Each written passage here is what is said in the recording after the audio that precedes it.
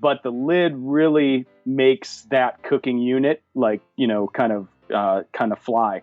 So yeah, you can sear, you can steam, you can do all kinds of stuff on the Scottle. And once I got it, I was like, man, once I got it, I was frustrated. It's once I learned it, that just totally changed the way that I went out. And that's literally the only camp piece or the cooking piece that I take with me outside of a thermos or a teapot to boil water for the French press. That was Brent Baker talking about the Scottle, getting you dialed in for your next camping trip today on the Wet Fly Swing Fly Fishing Show. Welcome to the Wet Fly Swing Fly Fishing Show, where you discover tips, tricks, and tools from the leading names in fly fishing today. Hey, how's it going today? Thanks for stopping by the Fly Fishing Show. Please head over to Instagram or on social media anywhere at Wet Fly Swing. DM me or send a comment or just follow us there on social to keep up with what we have going. I know it's easy to get out of the loop, and we got a bunch of great episodes coming up this summer. Give me a lightning bolt if you get a chance. I always love to see a little lightning bolt emoji out there. That'd be great. Brent Baker, headman at Oregon AT, shares some gear tips and camping tips you may not have been thinking about. Brent shares the best remote communication device he uses, what overlanding is all about, and why people are putting tents on top of their cars. You see these all around town nowadays. Tents flying around everywhere. This is another episode that isn't quite focused on fly fishing, but is connected in a roundabout way as we continue kind of that gear list for camping and the fishing and everything there. So I hope you find some value in it. If you want to listen on, this is definitely a good one. Brent has some cool products as well of his own that we talked about a little bit here today, but definitely every Tuesday, if you want to dig into that fly fishing specific topic, every Tuesday we always have a fly fishing. A lot of times we have multiple fly fishing episodes a week, but always Tuesday. So click back a day, or a couple days, and you should see one there that's jam-packed, that's power-packed pod with fly fishing. Before we get started, let's hear from our sponsors. Koffler Boats specialize in custom-ordered aluminum boats and uses the best materials, components, and accessories available to meet all of your fishing and boating needs. The Jet Drifter, a perfect power boat for shallow water rivers or lakes, will perform with as little as a 35 horsepower prop engine.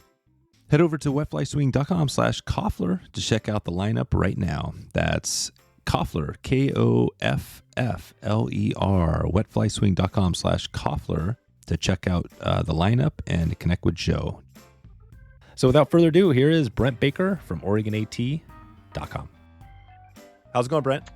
Hey, I'm doing pretty good, Dave. Thanks for having me on, and I appreciate having a chance to chat with all your listeners. Yeah. This is going to be a good one. It's kind of, we've been mixing it up a little bit, on some of this stuff. It's been a lot of fun because we're not necessarily going to talk about fly fishing today. We're going to dig into some more of the off-road, more of the vehicle stuff, which I think a lot of people listening probably have pickup trucks or they're off-road to get to fishing. So I'm hoping to help that person make sure to stay safe and allow them to find some fish. Does that sound good to you? Yeah, no, it's my cup of tea. I mean, obviously you and I met out on the lower Deschutes out fishing, but we got into off-road chatting and kind of that's how this whole thing kind of came to be. But I think it's important for anybody who's going in the backcountry off-road, regardless of the recreational activity you're doing, you got to have it's always good to have a little bit of knowledge just to keep yourself safe and make things a little bit more comfortable. Nice. Yeah, that's perfect. And you have, we'll dig into your company, Oregon AT, which has a focus on, we'll talk about, I guess, the campers and some of the stuff you have going there. But, I wanted to start this off. This came up a while back, and it's, just for clarification, the overlanding thing, right? That topic. It seems like it's been a hot topic for a number of years now. I don't know a lot about it. You see these things that are on top of people's rigs that are like wrapped up in canvas that pop up into tents, right? But can you just describe, somebody who doesn't know what overlanding is, just quickly describe that? Man, that is the question of the decade, I think. There's so many different versions of the definition of overlanding. So I can only speak to, what I kind of consider overlanding. And honestly, it's just, for me, it's kind of, comfortable car camping a bit where, if you're going to be going off the grid, if you're going to be self-sufficient, where you're taking everything that you need to, go out and, I don't want to say live, but go out and enjoy yourself for a few days, and travel from place to place. That to me is overlanding. Like, whether you're doing it in, a fully built out expedition truck, or you're doing it in a Honda Civic that you decide you're just going to put the seat down and sleep in it for the night. There's really no difference in my mind. There's always things you got to keep aware of, but it's kind of that multi-day, maybe multi-location, kind of off the grid, vehicle supported camping experience. That to me is overlanding. And that's where it gets kind of interesting, because I think that's obviously the general way to describe, because that just sounds like car camping, right? I mean, like the difference between car camping, we kind of joke about that, but the difference between car camping and overlanding is what? What is the main difference? I want to say, to me, car camping, you could go to, like a KOA or, an established campsite. And for overlanding, for me, it's pretty much you're staying out on BLM land. You're staying somewhere where you don't have the support of other services. You pretty much have to take everything with you. And you want to make sure you're doing it the right way, so you're stewards of the places that you go, and you're not messing them up for others that want to come and enjoy those spots too. That makes sense. So with that definition, then I pretty much am an overlander, because I hardly ever stay. I mean, the times where you have to stay in those camps, you're like, oh man, this is rough. This really sucks, right? When you got people around you and stuff, like in RVs and everything. But yeah, no, it's good to hear. So really the definition isn't critical. The bottom line is you're getting out and you're camping and you got trucks. And people are taking this to the extreme level, right? You see these photos of people out there with these like Jeeps that are on the sides of cliffs, and they're camping in their tents. Talk about a little bit about those tents, because I know you don't specialize in those pop-up tents, but why do a pop-up tent? Why not just have a tent that throw out of your car? Yeah, the rooftop tents have been a huge trend, and it's kind of been the propeller behind, the uptake of this overlanding world for, since it kind of started here in the States. The rooftop tents, I think the main benefit of that is that it's already on your vehicle. A lot of people, when you kind of have to cram your adventures into a weekend and you just worked all week, it's a pain in the butt to try to pack everything up and try to find your gear and whatever else. But having a dedicated kind of thing already on your vehicle that you can just jump in the seat, grab some food, and hit the road, that's what a lot of people look for. And the other thing is they're comfortable. I mean, they have the mattresses built into them. You're up off the ground, and that gives being off the ground definitely gives a perception of safety to a lot of people. Where if you hear a pack of coyotes out in the wilderness where you're at, you're not going to be afraid that they're going to break into your little tent and kind of drag you by the feet and pull you out or something. Like, the likelihood of that happening is slim, but I think getting off the ground, getting away from, the area where kind of the creepy crawlers are, definitely gives a little peace of mind there. So, the rooftop tents, that's kind of how they got their popularity, and they're comfortable. But there's downsides of them, which is kind of, where our business is kind of taken the next step from the rooftop tent. But it's an easy way to get into, I wouldn't say a little bit more glorified car camping that kind of gets into overlanding. The rooftop tents are rugged, they're comfortable, and they're not that expensive to get into. I mean, you can get into them for a couple $1,000s, and that might sound a little crazy for tents, but for something that's going to live on the top of your car that you want to make sure is reliable and can, withstand, multiple environments, it's a good investment for a tent. Gotcha. Okay. Well, that's good, and we're not going to focus on that today. We're going to dig into a little bit of the camper, what you have going, which is a cool thing. But maybe we just start this off too, talking about some of the gear, because I wanted to focus on people listening here, into fly fishing, and think of the person that's going out on, say, this trip, and they're heading out into the remote wilderness, and they got their truck, and it's a fishing trip, right? They're heading out to find some lake in the middle of nowhere. I want to break down some things they need to be bringing with them, maybe some stuff they haven't thought about, because typically I think of myself, I'm going to have my camping gear, stoves, all that typical stuff, right, that you need. And my truck's going to be packed with, a couple of kids and everything else. But maybe talk about some of the stuff that you always bring. Maybe we could talk a little bit of safety and all of that. Yeah. So and to your point, like your audience, anybody who's going out, like fly fishing, you're totally overlanding. You're trying to hit maybe just one or multiple parts on a stream or around a lake or something, and it's you definitely want to make sure when you get out there you have everything you need. So when I kind of look at what's the essentials kit that you want to make sure you take out, it's really no different than if you talk to backpackers that go out in the woods. They're doing the same thing, they're just doing it on foot. So you want to have a similar type of gear that they carry, but you have the ability to take a little bit more stuff because your vehicle is assisting you and you're not having to carry it on your own back. So you can be a little bit more comfortable that way. But the first things first, when you go out backpacking, they always say, hey, write down where you're going to be, talk to your friends and family, tell them where you're going. So all that boils down to is communication, right?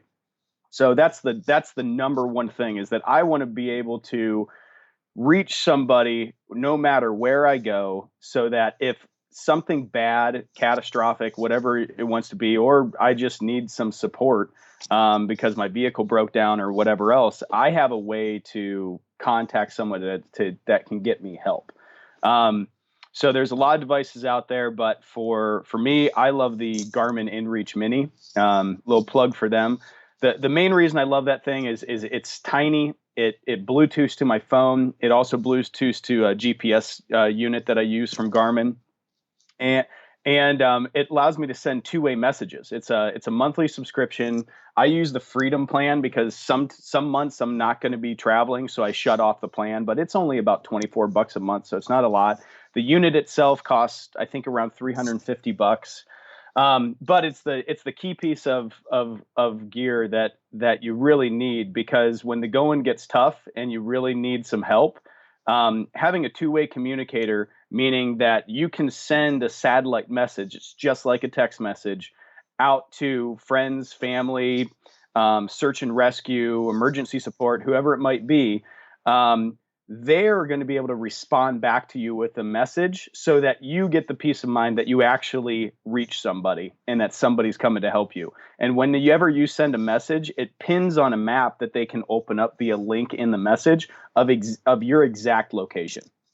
So it's pretty incredible. And the off-road communication, or the off-grid communication, I said, is only getting better. You can even up that a step and go for a satellite phone, but the subscription and the cost of those things are just so outrageous.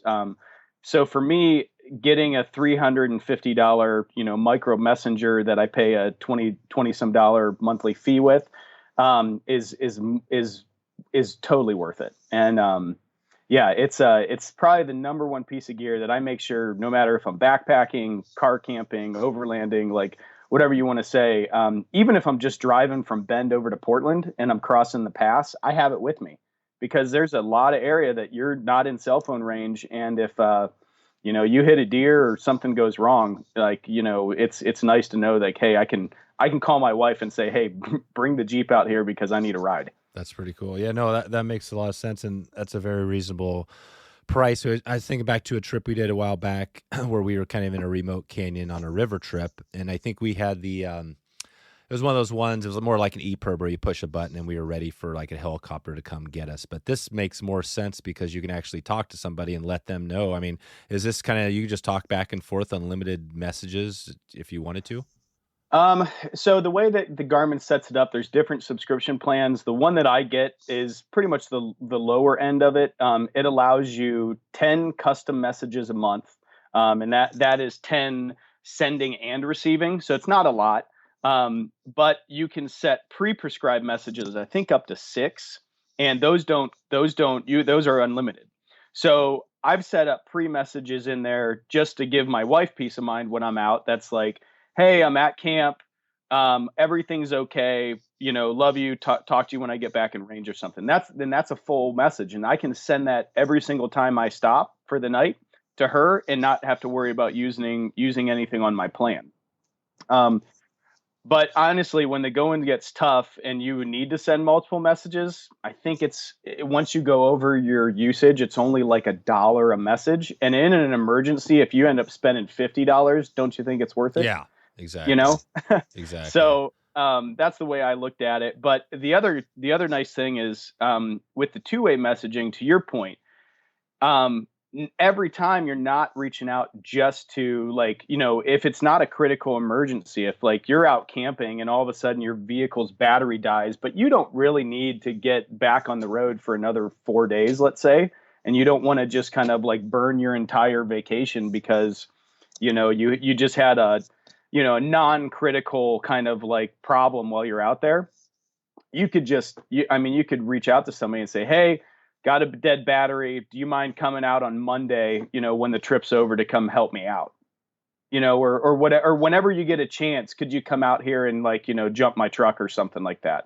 So it's that's the nice part. And with the spot devices and some of the other emergency devices, like, you only have one option. You're calling search and rescue, and somebody's thinking, like, they're planning for the worst, when they're coming up to meet you. So, and in some places, a lot of states, you got to pay for that. Yeah, no, it's huge. And I was just thinking, I mean, we had a recent trip this last summer, where I think our battery died. We were out camping. I think luckily we were close to sell, but I could, again, if your battery dies, just very simple stuff that could happen. The kids leave the door open or something, and boom, you could just send a message to whoever, right? You could send a message to or have a tow truck, or have something ready and lined up. So like on solar, so power, I mean, I use a little power bank, just charge the phone. But we're going to be doing a trip here this next summer, where we're going to be going in. This is like a 2-week raft trip. They're dropping us off in the middle of Alaska, and we're just floating down for like 2 weeks. What would Wow. you, Do you have an extra seat? yeah, I know. That's amazing. Yeah, it's going to be pretty extreme. But it's cool, but it's going to be remote, right? I mean, we're literally going to be, whatever, hundreds of miles from anywhere. But would this thing you're talking about be good for that? Or I'm thinking about charging it too and things like that. Or could you just grab this Garmin and be good to go? I mean, the battery on the Garmin lasts weeks, so that's the nice thing. It doesn't use a ton of power until you actually start needing it, and then it's still just a messenger device. But yeah, the Garmin's perfect. It works anywhere in the world. The only place that probably you're not going to get a signal out is in, like, if you're spelunking in a cave somewhere. But outside of that, I mean, as long as you have open access to the sky, you're going to have international coverage with the Iridium satellite network with the Garmin inReach. So that's the great part about it. There you go. So you don't need a cell phone to send the message. You can just send it through the Garmin. Absolutely. Yeah. No cell phone service needed. And it knows exactly where you are at all times and just hits that Iridium network, which is actually a really, really great network. There's a lot of medical and even some military services that use that Iridium network. So it's pretty spot on. Gotcha. And what about solar, or what do you use for power? I mean, obviously you have your truck and things like that, but do you have other power sources? Well, I have a solar panel on the truck, and that mainly is to keep my deep cycle AGM battery kind of charged up when I am stopped for a long period of time. So when I go out and pretty much travel, I just take like a little book solar panel with me. So if I do need, extra services, but then again, the benefit of, this overland car camping world is that, yeah, you got a ton of power just in your vehicle right there. So I have a 105 watt, CIGS solar panel from SunFlare on the top of one of our toppers, and that just pretty much recharges my battery every single day. And so I don't really worry about power all too much. I mean, it runs my 75-liter fridge. I mean, it chugs away, and it's not something that I really get that concerned about because the benefits of solar are pretty excellent. Okay.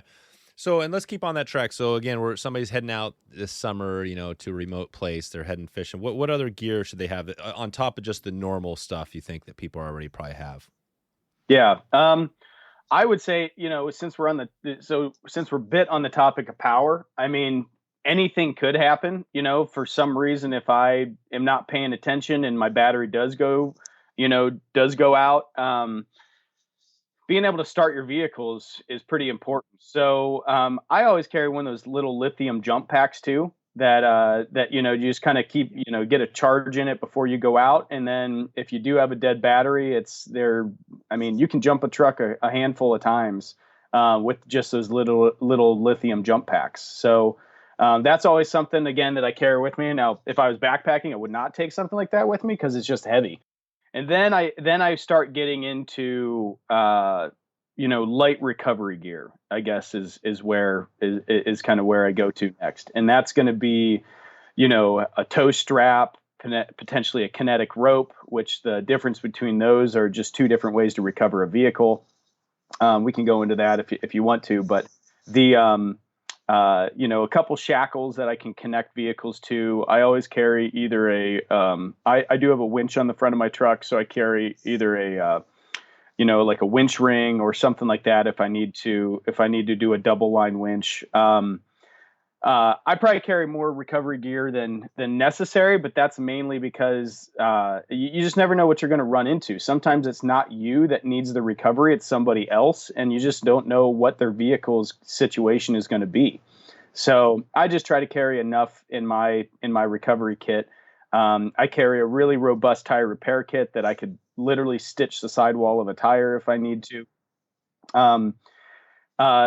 And then, I got an onboard compressor. I have, let's see, I got the compressor, always a good pair of gloves, carry a nice shovel, and then an axe. And, sometimes I even go out with a chainsaw if I really need it. So you do an axe, not a Pulaski or any of that other stuff? Yeah, I carry it's almost like a mid-size axe. It's bigger than a hatchet, but smaller than like a full size splitting axe. And that just, it's easy to use around the fire pit if you just want to cut up some wood, but it also can chop through some big stuff if you need to. So yeah, but that's kind of my kit that I take along with me, and a full tool roll. Tools are always a nice thing to take when you are relying on a vehicle, something mechanical to get you somewhere. Again, anything can go wrong, and you want to have at least. And one thing that I would suggest to your audience is that get to know your vehicle just a little bit. Some vehicles have specific tools that on common things that might break or that you might need to repair. So you don't have to take a spare of everything with you like some people do if they're going out for weeks or months at a time. But if there is one tool, like on Tacomas, a lot of Tacomas use some torque bits, to kind of get into some stuff.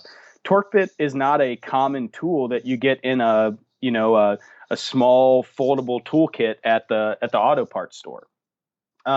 So know that what you need, go get that stuff and take it with you. So that way, if you do need to get into any panels or something like that, you need that special bit or whatever it might be, you have it with you.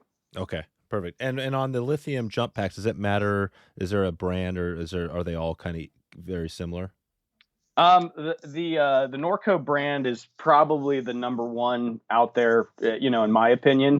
They just do a really great job. They've been doing it since the kind of beginning of the lithium jump packs. They're worth their price. So I've never had a Norco one not work for me. I've used a couple other ones, and they seem to die a little bit faster over time. And definitely, if you're not using them, if you're not keeping them charged, they tend not to come back as well as the Norcos do. So I just go with the Norco brand. It's a upper end option, but it's definitely reliable, and that's what you want. Okay. Yeah. And what about trailers? I mean, I'm not thinking like RV things, but just is that something that you see out there much? I guess occasionally you see these off-road trailers, but is that something you see a lot of? Tons. Yeah. It's the nice thing is there's a lot of options out there now because of the popularity of overlanding, and the companies that started in places like South Africa and Australia that have been doing this for decades. They're available now in the United States, and there's many different ways that you can get a camping rig that is along the lines of what you want and how you want to camp. So if you don't mind pulling a trailer and you like the idea of like when you get to camp, you unhook it and you set it up and it's in the camp and it's and it's safe and you can kind of take your truck and go off and do other things. There's a lot of options out there, and it's not a bad option. Now, for me, I'm not a trailer guy. No. And the reason I'm not, for me, the reason I don't want it is, number one, when I hook it to my truck, it's just another thing to worry about. Reversing is obviously not the easiest, and if I get stuck on a pretty tight trail and I have to back up, I don't want to mess with that. And then even just parking and like, if I stop at a grocery store or whatever else, I got to find it makes it a little bit more difficult to find a parking spot when you're kind of pulling a trailer. And the fuel mileage, pulling a trailer on anything, your fuel mileage just drops. Yeah, why is that? Even when the thing isn't super heavy, right? Mm-hmm. Yeah, it just because you got more friction on the road. You got 2 or 4 more wheels behind you that are creating friction and drag, and you're relying on your a single engine to kind of pull it. So, for instance, I have a Ram 1500 Rebel, and I typically it actually gets pretty decent fuel mileage with that 5.7 Hemi in it, and I get right around anywhere from like 15 to 17 miles per gallon if I'm on a trip.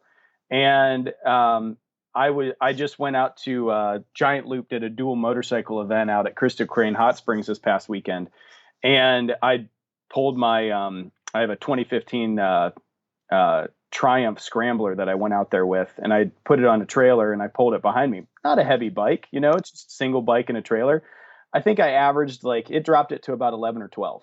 So you're losing a significant amount of extra mileage gain as soon as you hook a trailer on the back, regardless of the size of it. That's right. No, and that's a good point. I mean, I think it seems like we actually have an RV that we sometimes take out, which is kind of. But yeah, I mean, that drops it down. Yeah, 10 miles a gallon. It's interesting, and this is kind of on a side tangent, but I did see the Ford, I think the F-150 next year is coming out with an all-electric vehicle. Do you guys see, what do you think about that? Do you think these electric vehicles are going to be the next thing? I'm actually really excited. I think the performance gains that we're starting to see from the electrical vehicle manufacturers out there is really impressive.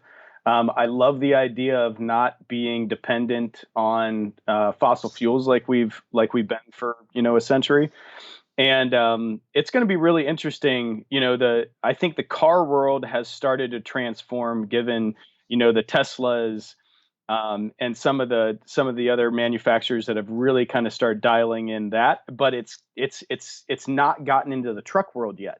And now that's coming with companies like Rivian, with Ford coming out with their electric hybrid, and I'm really excited. Just the torque, the range, and just trying to see how that starts transforming kind of this off-road world that I live in is going to be pretty exciting. But we actually already have a topper going on one of those new electric Fords.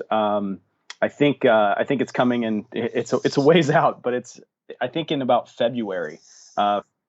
February we already sold one to a customer that just ordered one of those Fords, and I'm really excited to put our first topper on an electric truck. So that's cool. Yeah, and I think that's. I think I had an email from one of the dealerships that said it was coming. So, and I'm glad you mentioned the topper because I wanted to dig into that a little bit on your. What you guys have going as far as the camper. I mean, I mentioned the RV, but there's a lot of toppers out there, which is pretty cool. And I think one of the challenges, like for me is, my truck isn't a super heavy. It's not like the giant, 350 or whatever. So you can't put a ton of weight back there. Talk about that. First, describe your topper and describe who it's really for. Yeah. So the toppers that we sell are manufactured by, AT Overland down in Prescott, Arizona. And then our company, Oregon AT, is the dealer for them up here in the Pacific Northwest. So, but the toppers themselves, like we started with talking about rooftop tents, and you got the rooftop tents, you got slide-in campers, then you got kind of like your dedicated expedition trucks that are like, the big deals. And I kind of, see the topper, what we call topper campers, fitting in between the rooftop tents and the full blown out campers. And the benefits of them are they're lightweight, but they're secure, and they are more comfortable than, kind of getting into that rooftop tent. But you have the ability to kind of customize the interior of them however you want it. So a lot of people don't want a full blown out, slide in truck camper or a full camper setup, because they don't need, when they go camping, they're cooking, they're, doing most of their stuff outside. So all the things that you pay for and that you get and that end up being really heavy, inside isn't really something that's important to them. Where the topper comes in is that it just sits on the bed rails of your truck. We kind of bolt it down and seal everything up. You still have nice insulated walls on the AT. They use a honeycomb composite, so it actually does insulate. And then the roofs pop up, so they stay low profile when you're driving, but then they pop up. And for the AT toppers, there's 3 different versions. There's one that kind of wedges open. That one's called the Summit. You have one that pops fully straight up. That one's called the Atlas. And then the largest version has the hinges on the back, and that flips out the backside, and the what hangs out over the back end ends up being your sleeping platform. It also kind of doubles as an awning, and then the entire top is just a really roomy kind of like wax canvas tent material that's really nice. So all the toppers come in between, like, at least AT's toppers, they come in between about 300 and 400 pounds. So to your point, if you're rolling in a, even a quarter ton Tacoma with a short bed, and your payload is, I think the payload on those trucks is about 1,100 pounds, it's not a lot. These things aren't going to put you way over your GVWR, which, according to the manufacturer and to insurance companies, as soon as you do that, you're at the risk of, liabilities on you if something happens. So, these toppers, coming in at between 300 and 400 pounds, it's not much at all for those trucks to carry. I mean, a lot of times you don't have to do anything to the back end suspension because it's carrying well within its payload. So yeah, they're a nice option for that person who doesn't need a full blown out, a full blown out camper, but they want the comfort, they want the security, because you can lock the whole thing up. It just looks like a canopy. It just looks like a hard canopy on the back of your truck. And then you can just outfit the inside however you want. They do sell interior cabinets and sink systems and, kind of like, the more plush things that you want to get, but you don't have to do that. We have a lot of people in the, obviously me being a fly fisherman, I have a lot of friends that love it because they can just throw all their gear in there, lock it up, and they're fully kitted to kind of go camping, and they don't need a full blown out camper. And when they get back home, they can still use their truck as a truck. You can still go to Lowe's, throw all your stuff in the back there, do whatever. Kiteboarders also love it, just because they can lock everything up. And a lot of our gear in recreational sports is pretty expensive these days as you start getting, further and further into it. So it's nice to be able to lock things and keep them secure and stop people from being able to see what you're carrying. Let's take a break for a word from our sponsor. Koffler Boats specialize in custom-ordered aluminum boats and uses the best materials, components, and accessories available to meet all of your fishing and boating needs. The Jet Drifter, a perfect powerboat for shallow water rivers or lakes, will perform with as little as a 35 horsepower prop engine, but the whole design will also accept larger engines. In addition, the Jet Drifter is also designed to be rowed. The Jet Drifter can be custom built in 14-foot through 18-foot lengths. And I've been rowing Koffler drift boats for most of my life. I remember going down the river in my dad's Koffler boat when I was a kid. And since I have transitioned into the 17 by 54 drift boat, perfect for packing a ton of gear and still staying nimble. If you need a bulletproof boat that can literally sit outside all year long when not in use and take a beating, Koffler has the boat for you. Whether a jet drifter, drift boat, Rocky Mountain trout boat, or sled, Koffler has you covered. Head over to wetflyswing.com/Koffler to connect with Joe and the family today. That's Koffler, Koffler, right now. wetflyswing.com/Koffler. You support our podcast by clicking over through that link to connect with Joe. Please let Joe know you heard of the ad through the podcast when you connect, and check back with me to celebrate if you end up making a purchase. Okay, now let's get back to the show.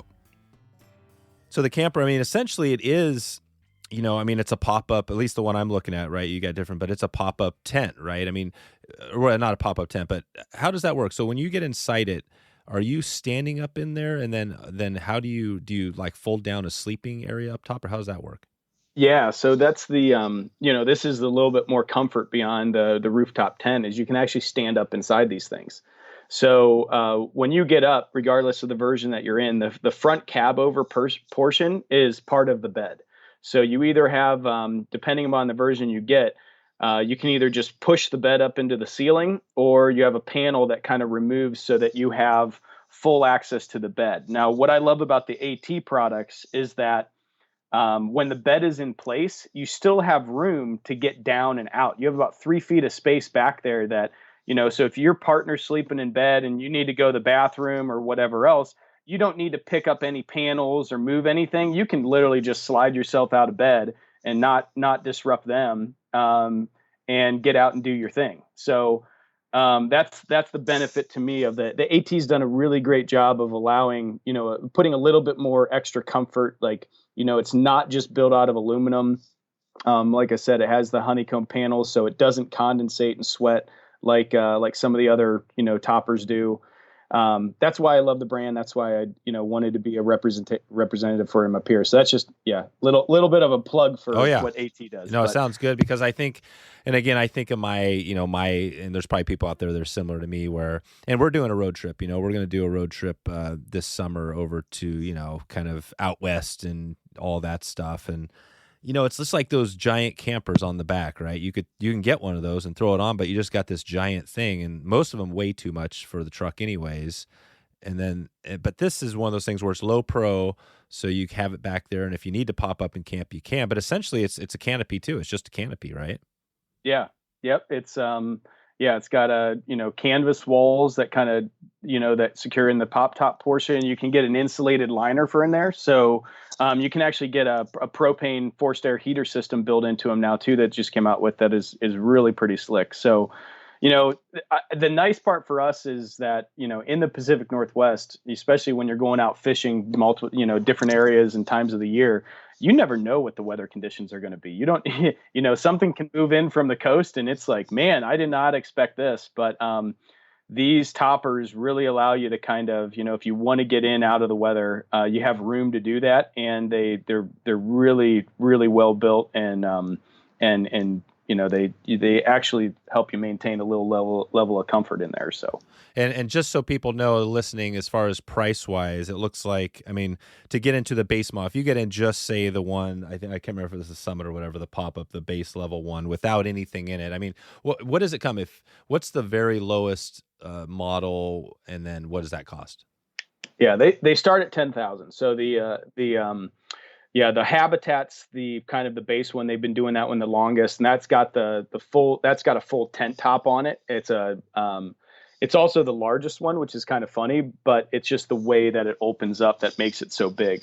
But that's the base model of the Habitat starts at about 10,000, and then you kind of work your way up from there with options and different things like that. Okay, so and that's similar to, and I think as far as camper wise, I mean, you could buy probably, I mean, the thing is, these things on the back of the truck, you might think, campers just in general, they'd be cheaper than buying like a 20-foot RV, but really they're not. I mean, right? Because most of those are going to be 10,000 and more.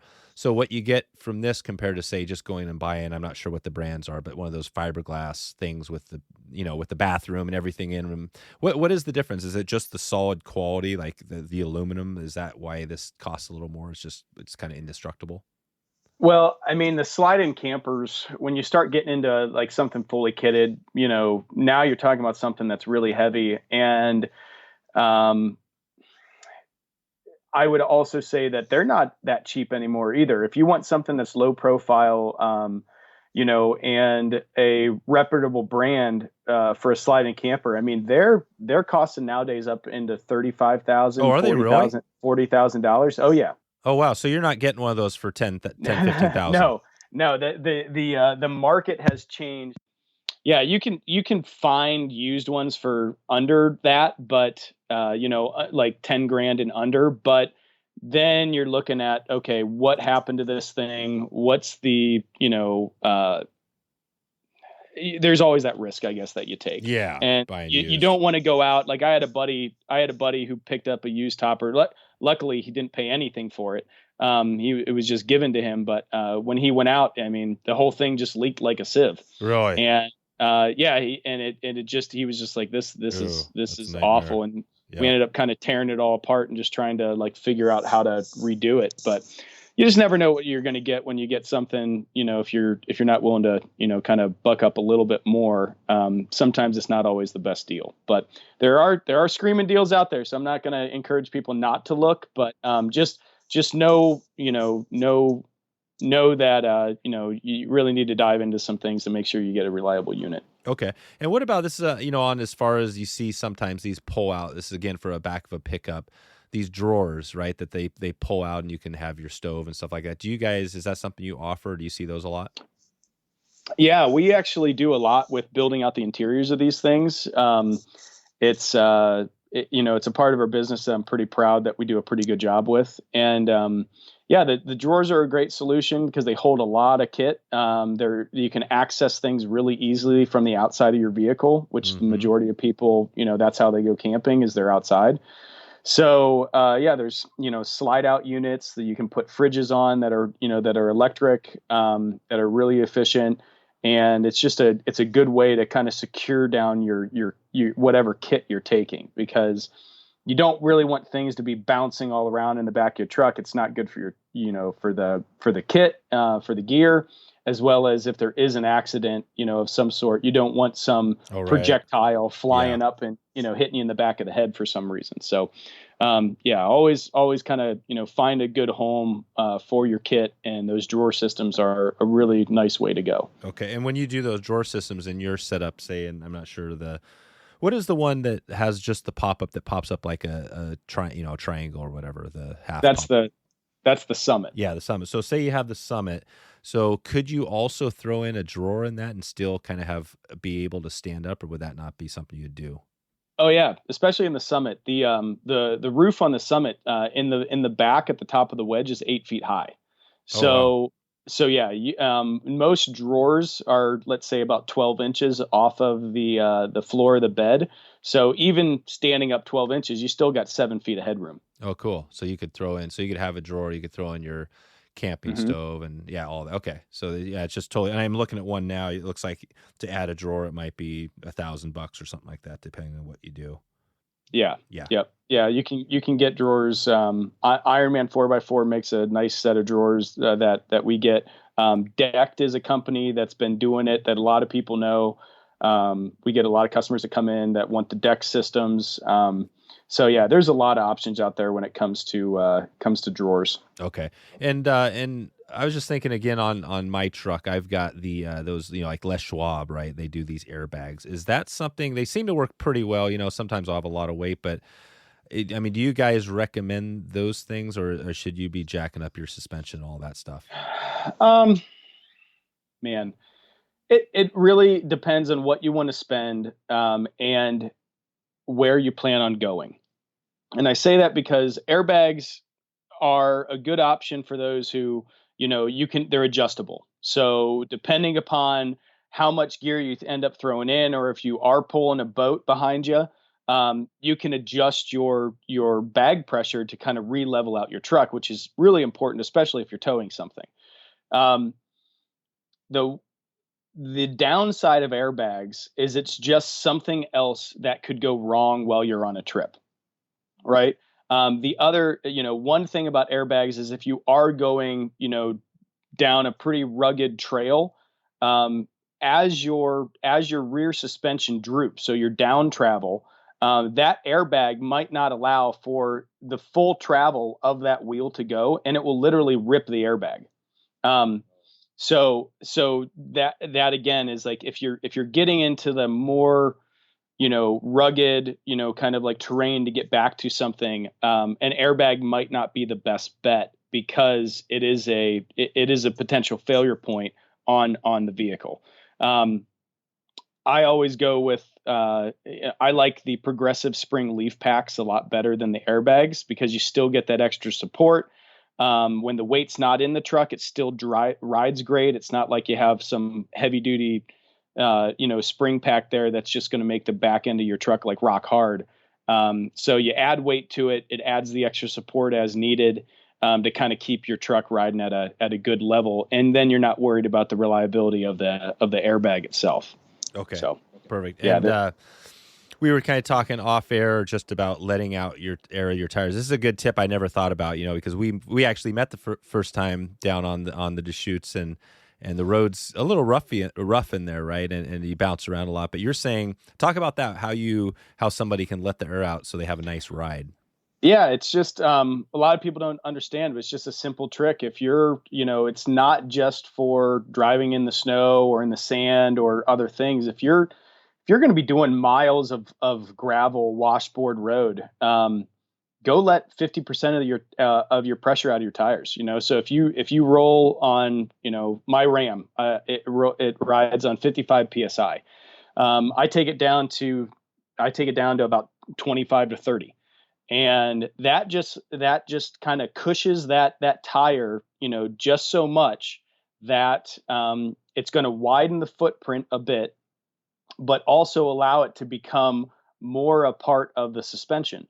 So that meaning it's going to eat up some of that vibration, some of those like kind of like little bumps that are, on that road. And it's going to allow your truck, you'll be amazed on how much smoother your truck will drive on those washboard roads. And I always call it empathy for your anatomy. So it's going to, you're not going to, knock your kidneys loose or something. Sometimes you feel that when it feels like your fillings are going to fall out if you're on a really bad washboard road. And then also think of all that vibration. It's empathy for the mechanical parts of your truck. So, as that vibration is going to, that goes to the nuts and bolts, to the engine parts, to, some of the more fragile areas of a vehicle. And just by airing down your tires, it takes some of that vibration out. So you're not potentially going to loosen up something or whatever. And there's easy tools to do that. I think today we're going to be giving away one of the air down tools that we use. But I mean, honestly, if you got it takes some time, but if you just go over to your tires with a pen or, something like that and just kind of push in on that valve, and as long as you got a gauge check so that you don't go down too low. Like I said, the first round is, always go down like, about 50% of what your rated air pressure is. And a lot of people don't know this, but, you can see your rated air pressure for your vehicle is on a sticker on the driver's side door jamb.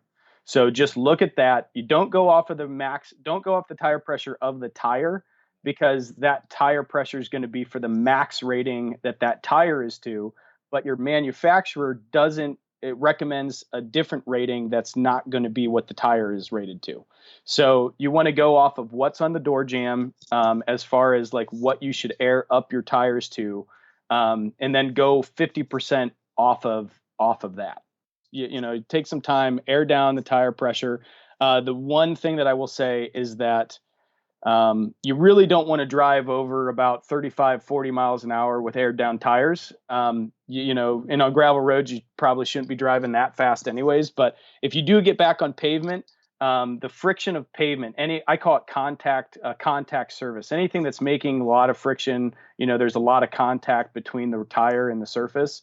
You want to air back up, because a lower tire puts more friction down. It's going to heat that tire up, and it could potentially start breaking the construction of those tires down and like delaminating areas inside the tire. So if you do air down, make sure you get to a fuel station or a place that has a compressor, so you can air back up to that vehicle's rated tire pressure, or take a small handheld compressor with you that you can use when you get back to the paved road to air back up. Yeah, and this is what you're talking about that we might have on the giveaway, this air down device. The the air down devices is something that we're gonna be giving away. Yeah, air down. So, Yeah. but you could buy just a compressor that clips to your battery and do it that way.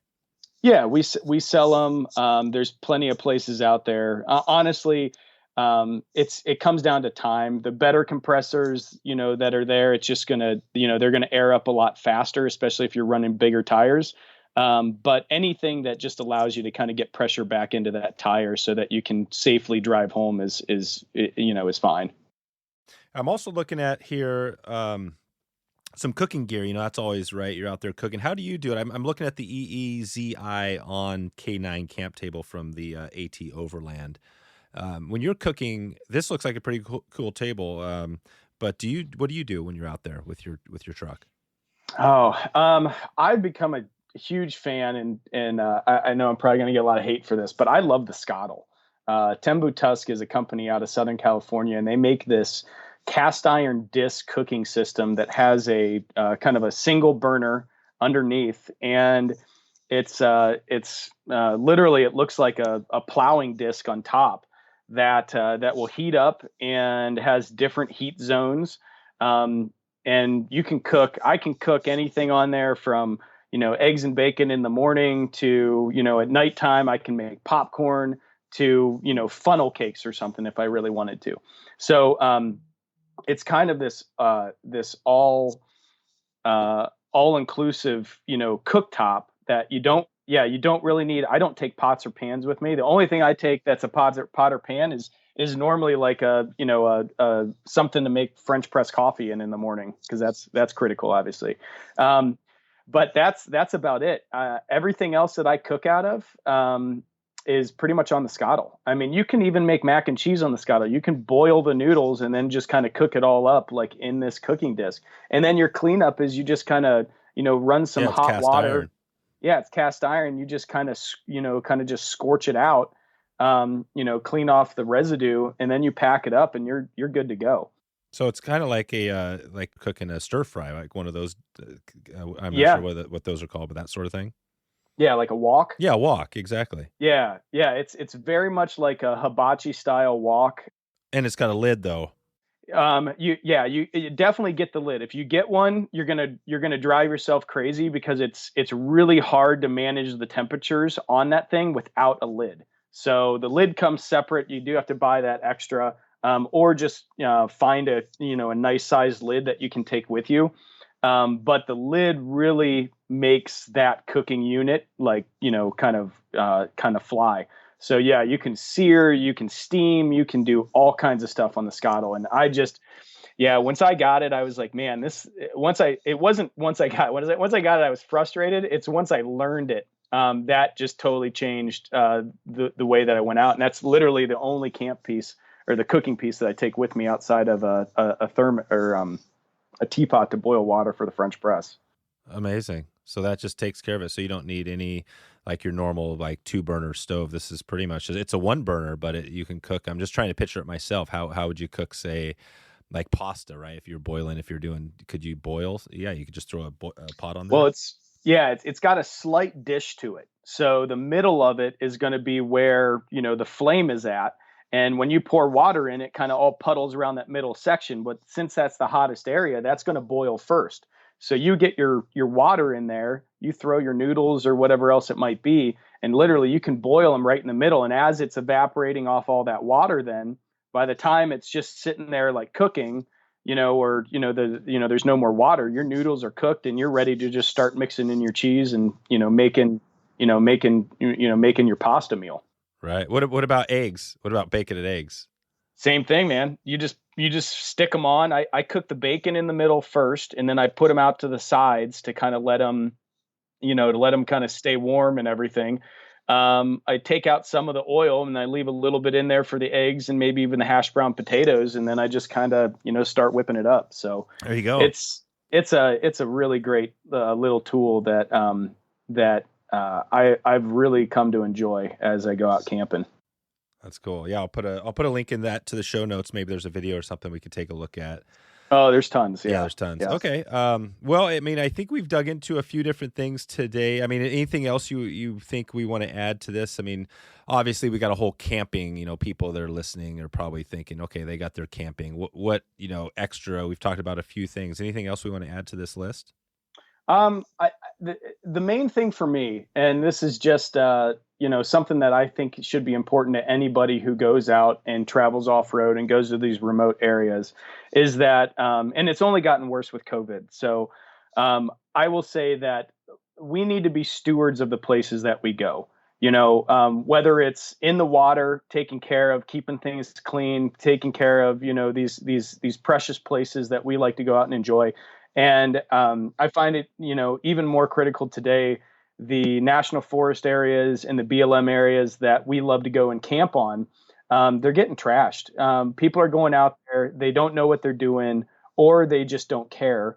They're leaving trash. They're destroying places. They're going on roads that aren't roads that they shouldn't be traveling on, and it's what it's causing places to do is that they're shutting these areas down. And that's not something that any of us want, because when they shut them down, that limits our access to go out and enjoy them as well. So I follow Tread Lightly principles.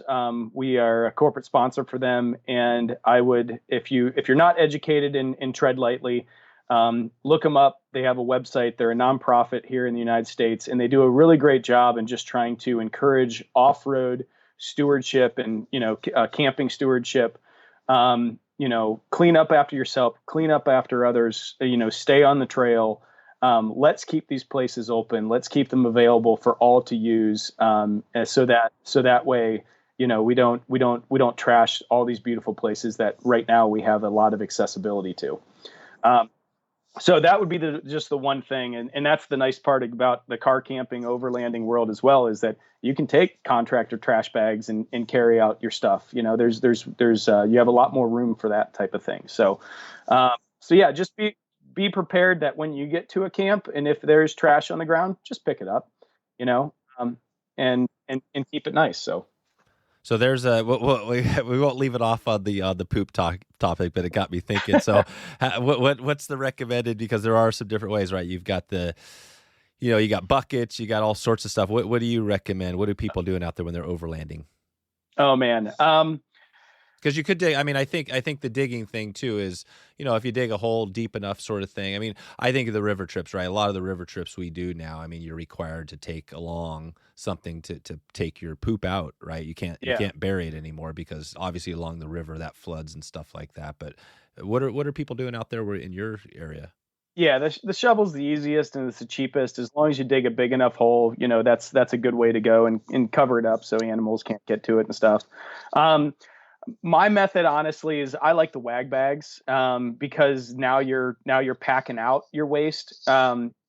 A lot of people don't, because it's not, they want to have like something similar to their house where they go to the bathroom and then they flush it, and then it's in an area that they can't see.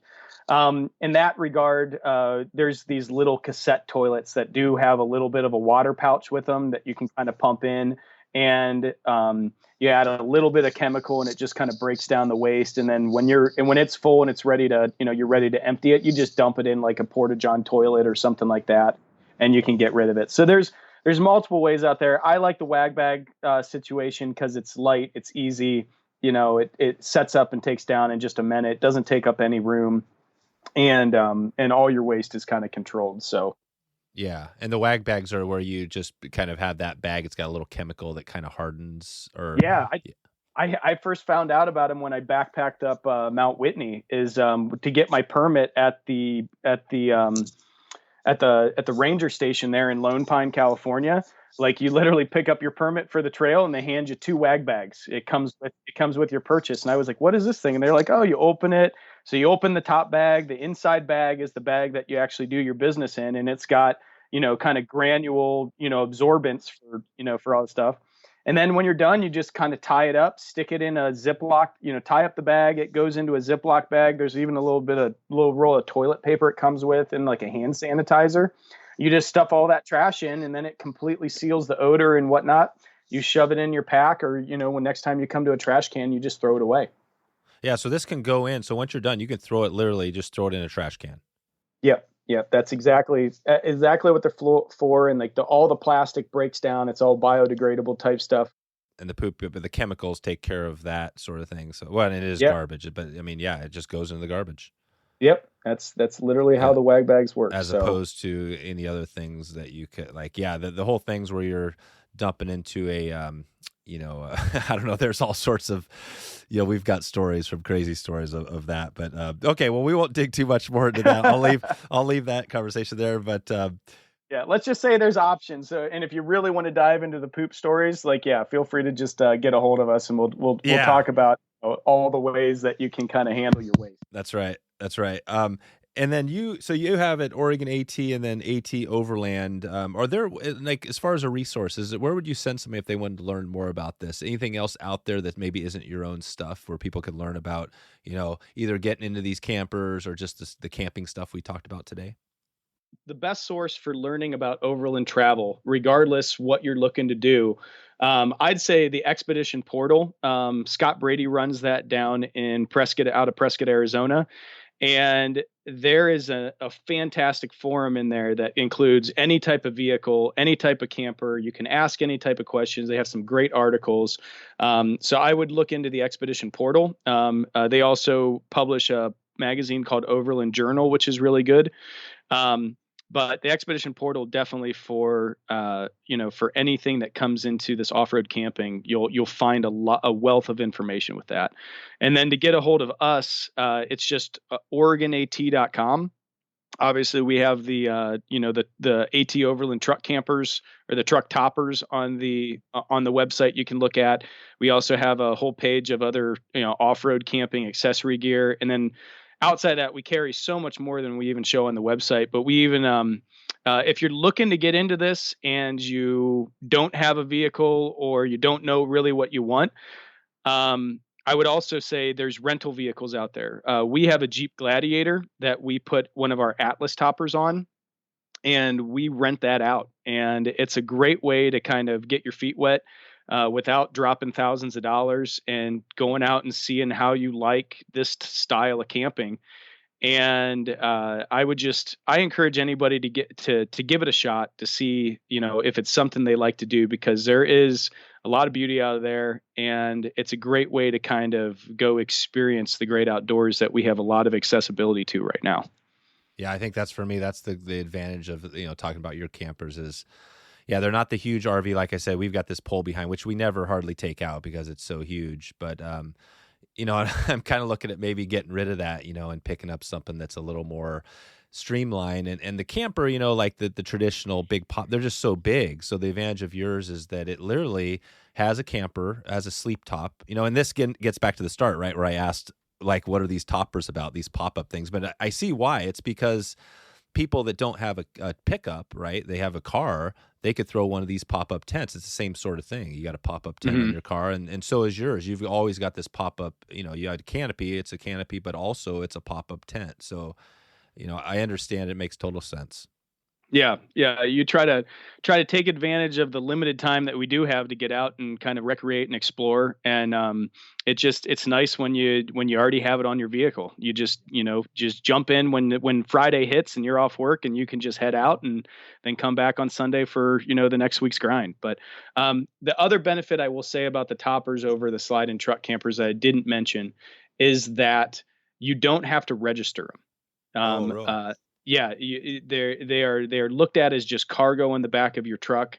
But slide-in truck campers, you actually have to get license plates for them. You do have to register them. You have to pay taxes and things like that on them. You don't have to do that with the toppers, which kind of carves out a little area for them too, as they're a lot easier to own. So yeah, that makes sense. Okay. Well, I guess we'll leave it at that, and I'll put in a link to what you talked about here as far as where they, everybody can go to check out the Oregon AT.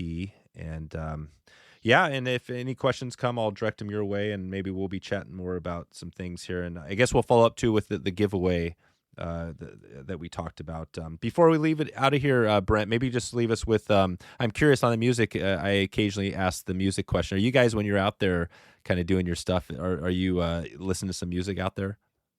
Oh yeah, I have a UE Boom little kind of Bluetooth speaker that I always take out with me, and it's always fun to have a little tunes around camp. So I would say Spotify is my go-to. I have a lot of things downloaded, a lot of playlists, on Spotify, and man, I listen to a plethora of stuff. So it's really hard for me to nail down like any certain tune. But let's see, you'll normally hear like Johnny Cash playing or something like that. Something just chilled, kind of feels a little woodsy. That's normally kind of like my campfire type of tune. So that or some good classic rock.